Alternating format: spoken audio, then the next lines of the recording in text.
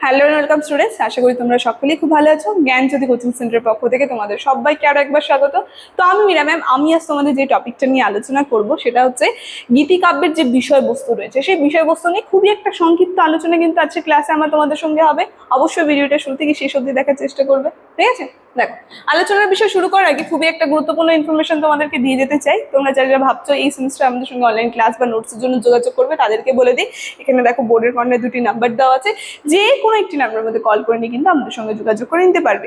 তার সঙ্গে কোর্স ফির জায়গাটা একটু ভালো করে দেখবেন। মেজর কোর্সের স্টুডেন্টের জন্য এখানে আছে 1199, এটা কিন্তু এখন পে করতে হচ্ছে না, শুধুমাত্র 99 রেজিস্ট্রেশন ফির বিনিময়ে কিন্তু পুরো কোর্সটা তোমরা পেয়ে যাচ্ছ। আর এই অফারটা থাকছে প্রথম 100 স্টুডেন্ট যারা আমাদের এখানে অ্যাডমিশন নিচ্ছ second semester, fourth semester, six সেমিস্টারের জন্য, ঠিক আছে? তো এই ইনফরমেশনই দেওয়া ছিল। এখন আমি আলোচনার বিষয় চলে যাচ্ছি। দেখো, প্রথমে বলেছি আজকে শুধুমাত্র গীতিকাব্যের যে বিষয়বস্তু রয়েছে সেটা নিয়ে কিন্তু তোমাদের সঙ্গে আলোচনা করব, ঠিক আছে? এটা কিন্তু তোমাদের টপিকের মধ্যে নেই, একটু স্কিপ করে যাবে তোমরা। তাও কি বলছে, গীতিকাব্যের মূল বিষয়বস্তু। প্রথমে বলেছে গীতিকাব্যের বিষয়বস্তু যে রয়েছে সেটা নিয়ে কিন্তু আমার আলোচনা। তো কি বলছে, গীতিকাব্যের মূল বিষয়বস্তু হলো কবির একান্ত ব্যক্তিগত অনুভূতি, আবেগ, প্রেম, বিরহ, আনন্দ, বেদনা এবং প্রকৃতির নিবিড় সান্নিধ্য।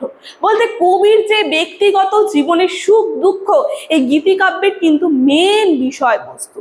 এবং কি বলছে যে এতে কবির নিজস্ব উপলব্ধি সংহত ও তীব্রভাবে প্রকাশিত হয়, যা সর্বজনীন আবেদনের মাধ্যমে পাঠকের চিত্তকে স্পর্শ করে এবং ব্যক্তিগত গণ্ডি পেরিয়ে এতে আধ্যাত্মিক, তার সঙ্গে সমাজ চিন্তা ও সৌন্দর্য বোধও কিন্তু উঠে আসে। মানে আমরা যদি বলি এর মূল বিষয়বস্তু কি, কবির যে নিজের ব্যক্তিগত জীবনের সুখ দুঃখ যে রয়েছে সেটা কিন্তু তিনি এই গীতিকাব্য বা গীতি কবিতার মধ্যে কিন্তু লিখেন।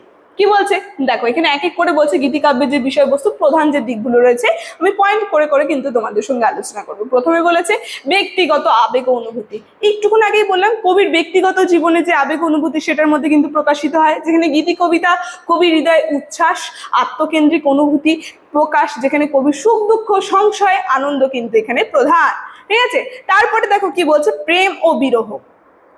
একটুক্ষণ আগে বললাম কবির ব্যক্তিগত জীবনের যে সমস্ত কাহিনীগুলো সুখ দুঃখ রয়েছে সেগুলো কিন্তু তিনি এই গীতিকাব্যের মধ্যে প্রেরণ করেন, যেখানে প্রেম ও বিরহর এই পয়েন্টে আমরা দেখতে পাচ্ছি প্রথাগত বৈষ্ণব পদাবলিতে রাধা কৃষ্ণের যে প্রেম থেকে শুরু করে আধুনিক যে যুগের দেহজ ও মনস্তাত্ত্বিক প্রেম এবং বিরহ বেদনা গীতিকাব্যের মধ্যে কিন্তু অন্যতম প্রধান বিষয়। তাহলে আমরা বুঝতে পারছি সেই যে পৌরাণিক যে প্রেমগুলো রয়েছে সেখান থেকে শুরু করে আধুনিক যুগের যে প্রেম রয়েছে এগুলো কিন্তু প্রধান বিষয় আর কি গীতিকাব্যের মধ্যে। যেখানে পরের পয়েন্টে দেখো কি বলছে, আমরা দেখলে বুঝতে পারবো। পরের পয়েন্টে বলছে প্রকৃতি ও নিসর্গ, যেখানে কবিরা প্রকৃতির রূপ তার সঙ্গে রং বৈচিত্র্যের মাঝখানে নিজের মনের যে প্রতিছবি সেটা কিন্তু খুঁজে পান এবং যা গীতিকাব্যের ছত্রে ছত্রে ফুটে ওঠে। পরের পয়েন্টে কি বলছে, আধ্যাত্মিক ও বাউল দর্শন। এটাও কিন্তু একটা প্রধান বিষয় আমরা বলতে পারি, যেখানে বৈষ্ণব পদাবলীর বাউল গান তার সঙ্গে শাক্ত পদাবলীতে ঈশ্বর প্রেম, ভক্তি ও আত্মার আকুতি কিন্তু প্রকাশ পায়। শাক্ত পদাবলীর ক্লাস আমি করিয়েছি তোমাদেরকে অনেক, ওখানে ঈশ্বরের যে প্রেম বলতে রাধাকৃষ্ণের প্রেম, বা আমরা যদি বলি মানে একটা মায়ের সঙ্গে বলতে মা কালী যে রয়েছে তার সঙ্গে যে একটা ভক্তের প্রেম, যেগুলো আর কি শাক্ত পদাবলী বৈষ্ণব পদাবলীর মধ্যে আর কি রচিত হয়েছে, যেখানে আমরা দেখতে পাচ্ছি ভক্তি ও তার যে আকুতি প্রেম সেগুলো কিন্তু প্রকাশ পায়। পরের পয়েন্টে কি বলছে, দেশপ্রেম ও মানবতাবাদ, যেখানে ব্যক্তিগত অনুভূতির পাশাপাশি সমাজ, দেশের প্রতি মমত্ববোধ এবং মানুষের প্রতি ভালোবাসার অনেক গীতি কবিতায় কিন্তু উপজীবী, ঠিক আছে?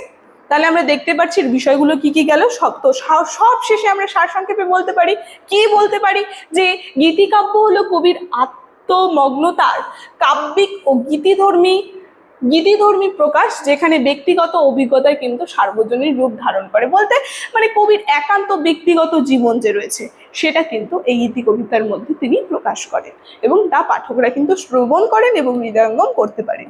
প্রথম থেকে দেখে না, খুবই একটা সংক্ষিপ্ত আলোচনা কিন্তু আজকে ক্লাস আমরা তোমাদের সঙ্গে ছিল। আজকের আলোচনাটি তাহলে আমি এখানে শেষ করছি। ভিডিওটি শুরু থেকে শেষ অবধি দেখার জন্য থ্যাংক ইউ।